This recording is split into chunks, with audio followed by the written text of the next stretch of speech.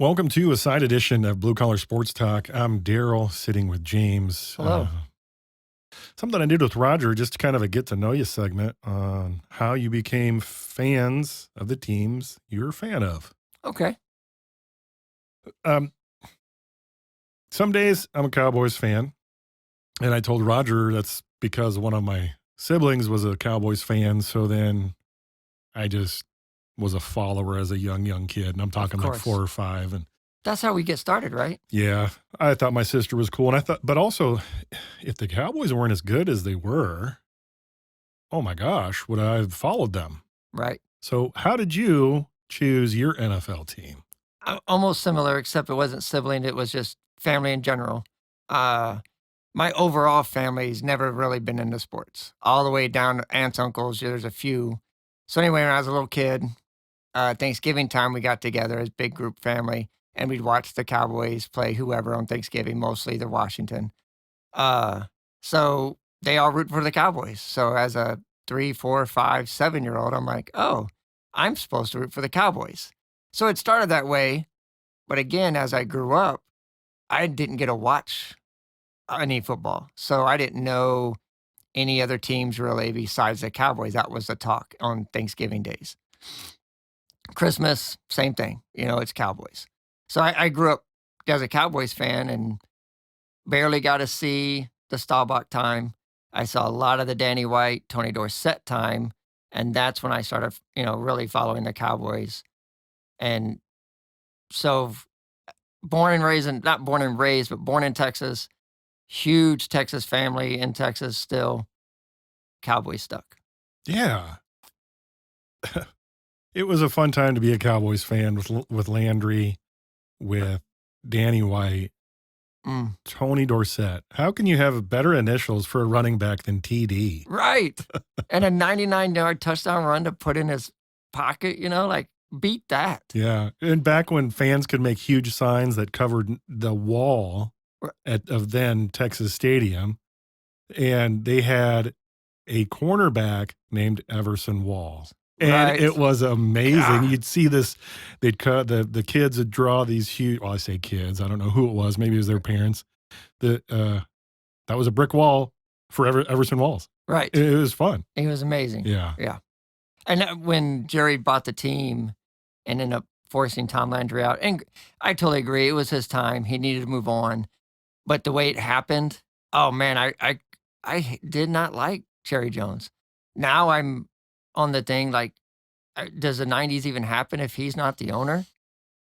Well, the 90s happened because he was friends with Jimmy Johnson. Right. If Jimmy Johnson told him to pound sand, get away from me, but he did. And he did it when he was the coach. Right. The breakup involved when the owner said, you're going to do it my way. And he said, I've won 3 championships with doing it my way. And if now you want to do it your way, I'm going to leave. Mm-hmm. Yeah, 100%. And that's where everyone started learning that the owner, what other owner of any NFL team do you hear more about? None. I mean, you hear. Depending on the week. Right. If you have he does that massage parlors and stuff. he personally, I think he takes it upon himself to take away some of the controversy by getting out in the news. But then he creates controversy by saying, hey, maybe we have a quarterback controversy. Right. Thank you. I don't know if you do. No, I don't think they when do. Dak Prescott was behind the wheel of that machine, they were the number 1 scoring offense. Their defense was horrible. They've changed things. Right. But yeah. So born in Texas, family maybe wasn't necessarily all that sports inclined, but they were always Dallas Cowboys inclined. Right. That's interesting. Why do I say that's interesting? Well, he's not a San Antonio Spurs fan. No. In the NBA, he bleeds green. Both Boston Celtics. Yeah. Yes. So kind of like what Roger was talking about was on TV, you got to see such teams. Well, in the 80s, it was all about the Lakers and Celtics. So my real good friend, God rest his soul, love you, Greg, him and his family were huge Celtics fans. I'd go down there and watch games. And obviously, it's Larry Bird, Danny Ainge, Dennis Johnson, blah, blah, blah, blah, on and on and on. Double zeros, Robert Parrish. Right. McHale with the up and under. I mean, you knew he was going to do an up and under, and you still couldn't stop him. Played a game or series with a broken ankle. That guy is tough competitor. Yep. So right, they were huge Celtics fans. Started watching with them, and just kind of leaned on them. So the sports that I fell in love with is 100% tied to them. Patsy, Frank, and Greg, they raised me in sports. They taught me what I know now. They taught me how to follow it, not just watch the game, but pay attention to what's going on. What is a pick and roll? What is, a high screen and down on the block? And, I didn't even know what an up and under was. You know what I'm saying? So, yeah, they showed me, taught me. Yeah. Mainstream media is fun, and there was something that came up on the television about the Lakers dynasty that really got under the skin of the family that runs the Lakers and say that's not true. And HBO came out and said, "You're right. It's called fiction. Right. This isn't a documentary." Right. And And they never claimed it to be either, right? No. And I bring that up to ask a question. Have you seen the Buses version? What is considered the documentary? I haven't I have watched not. No. it. Winning Time It's funny. it's hilarious. If you haven't seen it and you have the ability to watch it, it's fiction. It's a good time, but it also gives you a good idea of what Red Auerbach had to deal with the Celtics and how he contended and stayed in contention. But it's fun. Right. It's fun. And yeah, I'm also a Celtics fan Yes. because they're good. They weren't always good. They brought in Paul Pierce for a while, and he was the only player. Everything kind of goes up and down. Right. They're back being up again. If Lynn Bias, that doesn't happen, or the Reggie Lewis doesn't happen, is there another championship in there? I think so. One or two more. We'll never know, obviously. So, yeah. Wayne Gretzky said the same thing. Some bad luck. Wayne Gretzky said the same thing. Had you not broken up my team, we would not have stopped winning. Right. But everybody wanted more money. Everybody had to go their separate way. That happens. And that's what's fun about watching sports with now, even college. There's a transfer portal. It used to just be trades in the NFL, but now that the college teams have the ability for their students to make name, image, likeness money, you have that ability to transfer or trade to a better school with more money. And like Mickey Joseph said, the portal's there because if the coach leaves or something changes, they should be able to leave also. I came to play for this school because of ex-coach. You fired or he went to a better job. I don't want to be here. They should get and granted, as fans, we don't want to see our A player, B player leave, but they should have that same open door that coaches have. So prior to coming to Nebraska, who was your college team being a Texas kid? So military family traveled. When we got to Nebraska, I said my dad, my mom, we didn't watch sports. He liked Colorado. My dad, for some reason, I don't know if it was someone at work. I have no idea where this Colorado Buffalo thing came. So the first couple of years, I'm watching Colorado, and but it was only during bowl games. Was this the Dan McCarney era? Or? Yes. Okay. Yeah. So with my dad, there's no football games on Saturdays. It was, bowl season, let's watch them, and we'd root for Colorado. This went on for like 2 years, and again, hanging out with Greg and his family and everything. I'm like, we're watching, this Nebraska team also in the Big Eight, and everything. And I was like, not trying to side with it, but I started learning more about Nebraska because I would see them more. I didn't get to watch the Colorado game. So eventually, I'd say by the time Bieniemy, Rashawn Salam, and all them guys were there, I was already transitioning over to Nebraska. I want to say it was right after the Go for Two. My dad rooted for that. Matter of fact, he was happy that they had lost. Again, not a huge sports fan, but he was happy Nebraska lost. It was one of those, everyone else likes them here. I'm not going to like them, I guess. But anyway, I started learning more about the Big Red and great tradition. Aboard. Right. Yeah. Huge tradition. Yeah. Jumped aboard. You mentioned Eric Bieniemy. Side note, I'm surprised that guy hasn't gotten an NFL head coaching job. It's just Agreed. Baffling. So you became a Husker fan just by watching them kind of loosely during bowl season, watching the tradition, watching what they go through, having great players. And then now you're here in Nebraska, and you can't be anything other than a Husker fan. I mean, you can. Right, yeah. I know that's a blanket statement. There's a lot of statement. people here, but yeah. The reason I bring that up is the time I spent in Minneapolis. I love the Gopher football because they had a great coach. They turned it around.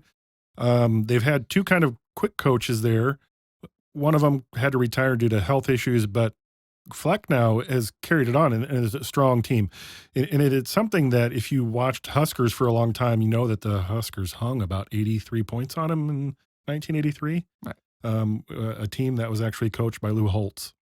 Oh, So Minnesota has come a long way. right. I still like watching Minnesota sports. Minnesota is a great volleyball team. Minnesota Gopher football is great. Minnesota basketball is fun. So Nebraska basketball, men's basketball, No, I'm a Duke fan.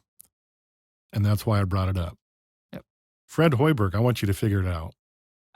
Supposedly, they're supposed to be his biggest team, most athletic team, and talented team. We get that every year, by the way. So to me, it's like the Scott Frost year. If by 10 games into this thing, you guys aren't winning or making it where we see good basketball on the court, for crying out loud, I say you pull the hook quick. Let the team know, hey, we want you to stay here, and we're going to find the right coach to get you guys winning.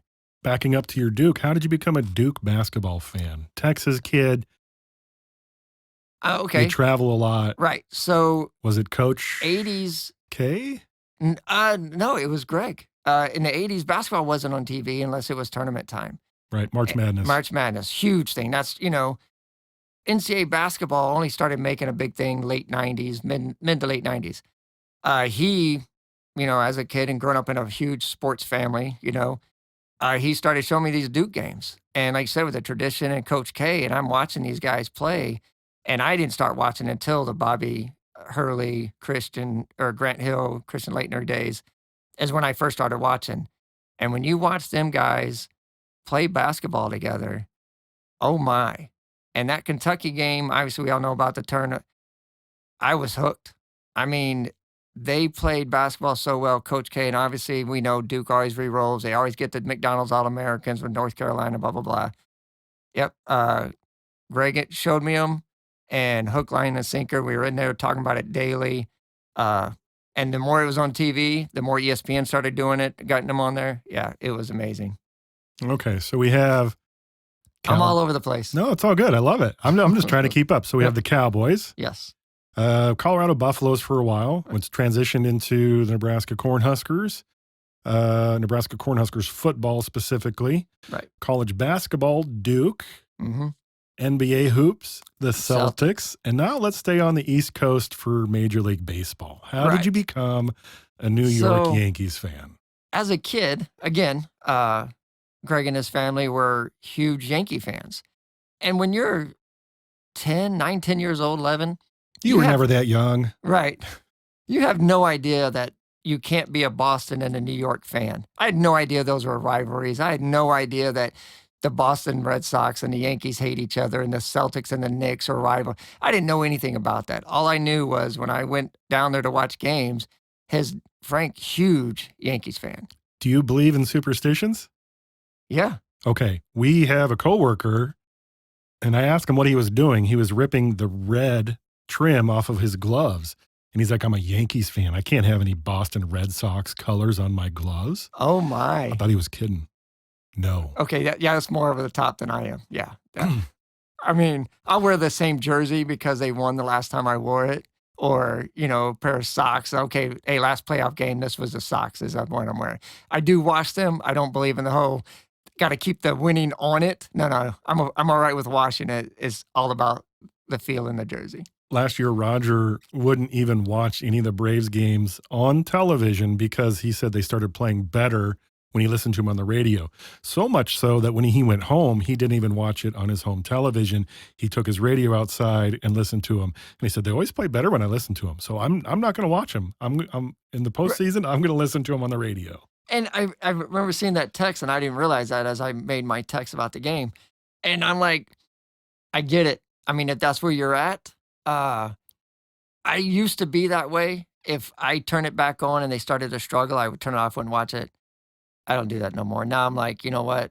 No. you're going to play one way or the other way if I'm watching or not. But I do believe if I put on the good shirt, the lucky hat, that helps. All right. So that's how you became a Yankees fan. Yes. Your And surroundings and environment. they took me to New York with them. We saw 7 games on a little East Coast trip up there, little sightseeing.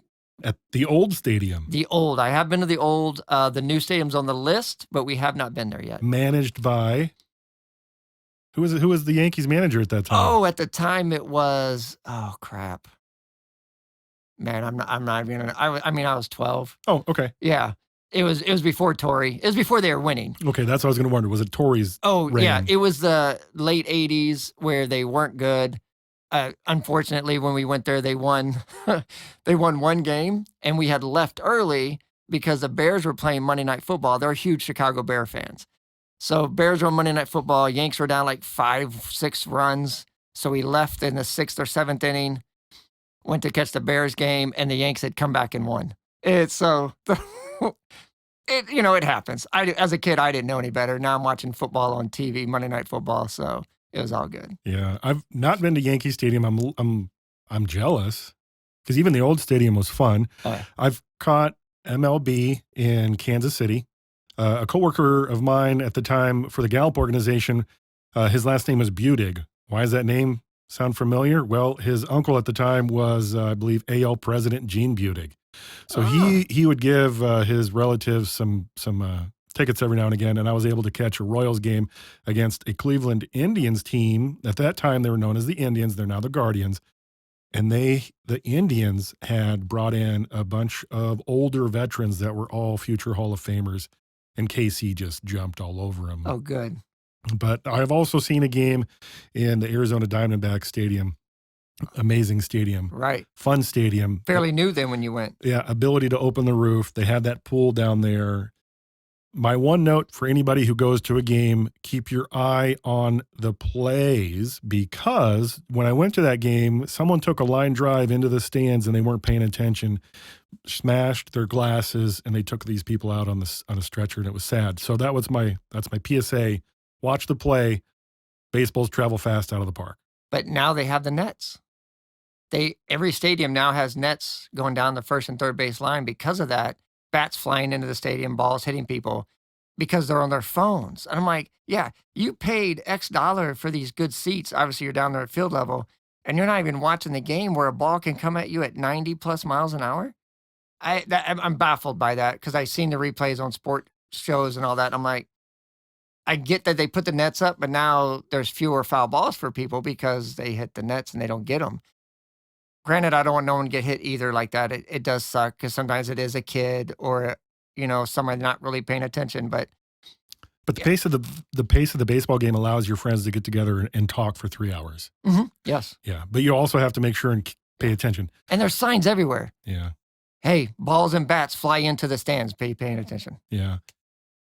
Moving to a different sport, I just like good play, and I was able to go back to Denver and watch a home game for the Denver Broncos at the old Mile High Stadium. San Francisco was coming to town. Jeff Garcia was the quarterback, and it was the last year that Jerry Rice was a 49er. Okay. It was fun to see. The other thing that was amazing to see was after the game ended, everybody who had season tickets had brought their little Sawzall or little battery-powered Dremel and started cutting their seats out. And like the first, I'll say 15 people were arrested. But after that, they ran out of security. So everyone's like, all right, it's a free-for-all. Thanks for taking it for the team. Yeah. Open the door for all of us. But I bring that up because you're a Cowboys fan. Some days I can say I'm a Cowboys fan when their owner doesn't frustrate me to no end.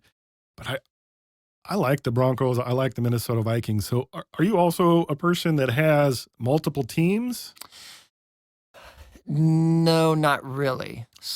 But fantasy football has changed that. You don't have necessarily multiple teams, but you have players that you watch. So my son's a big Cincinnati Bengals fan. And before they won, he didn't jump on the wagon. He liked them back when he was, 7, 8 years old. And when he picked them, it was mainly because they were Tigers. He's a huge Tiger fan. And I was like, buddy, they're like, oh, you're going to be okay with him being a Cincinnati fan. I'm like, yeah, they never win.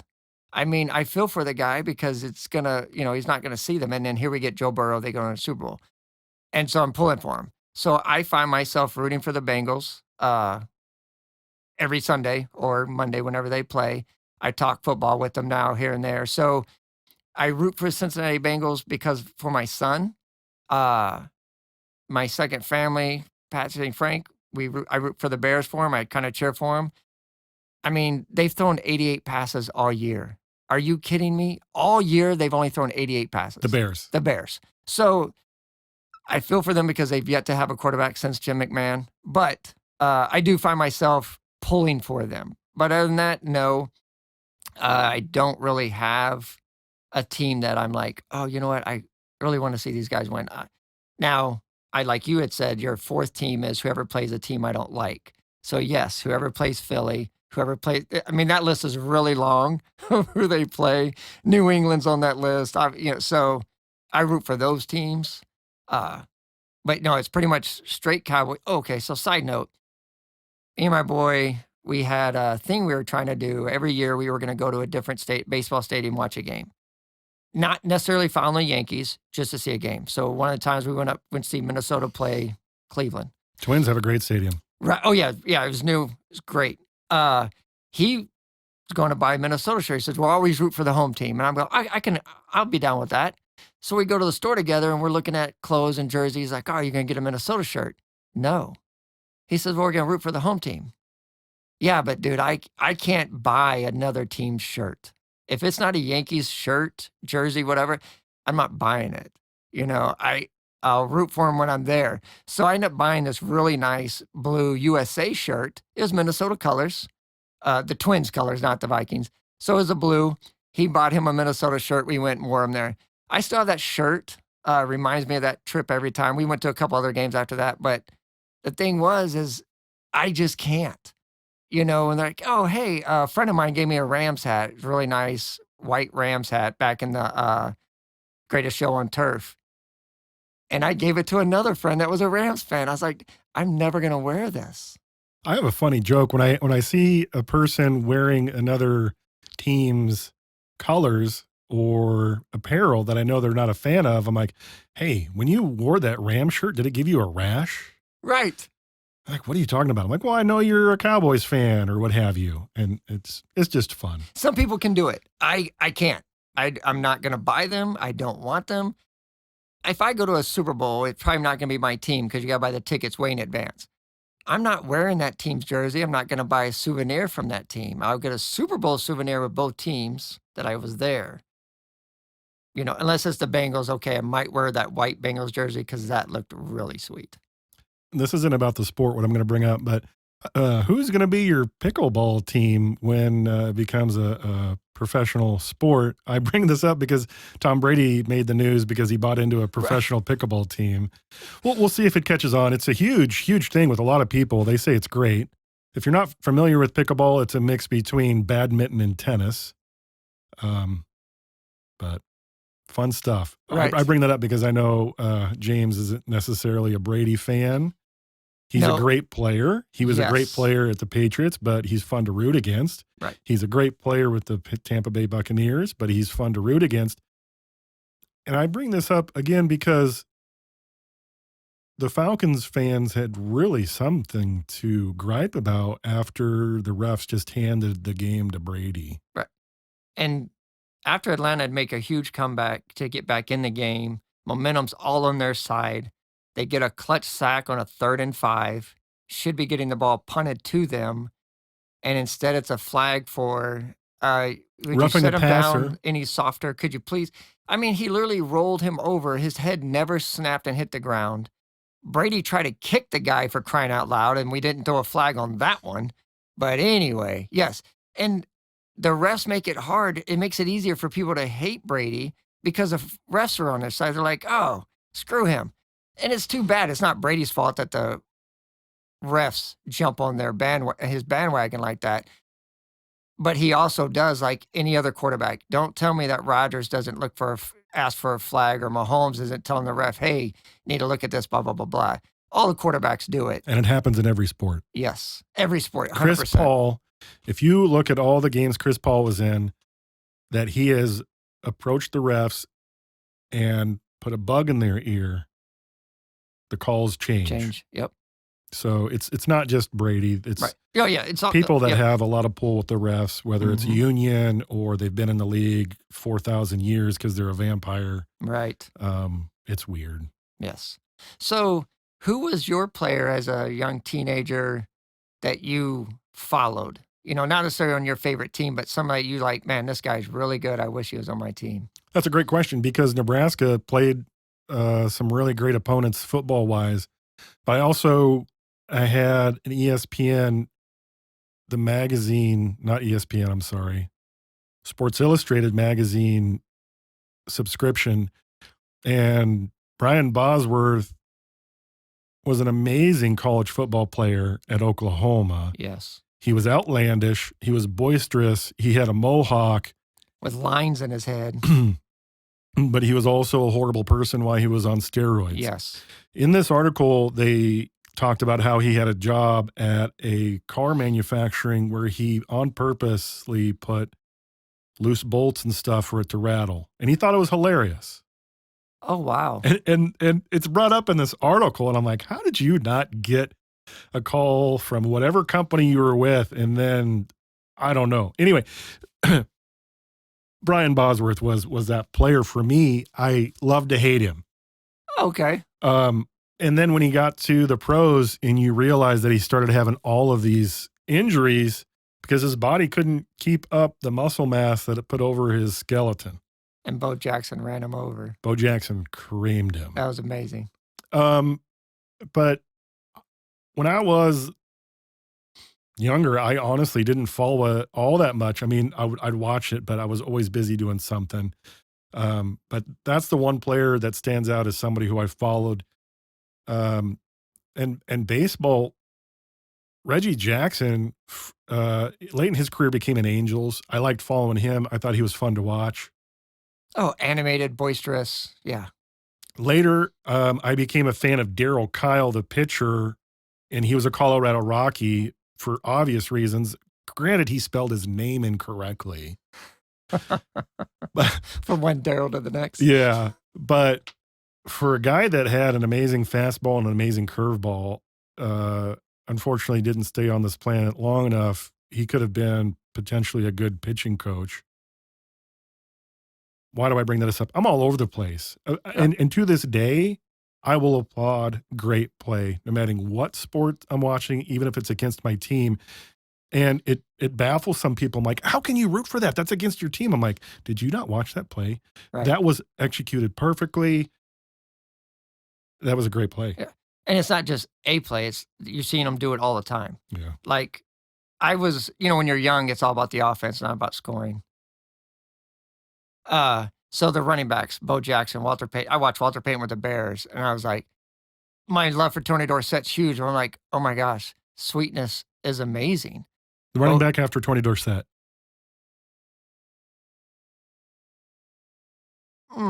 He then finished his career with the Arizona Cardinals.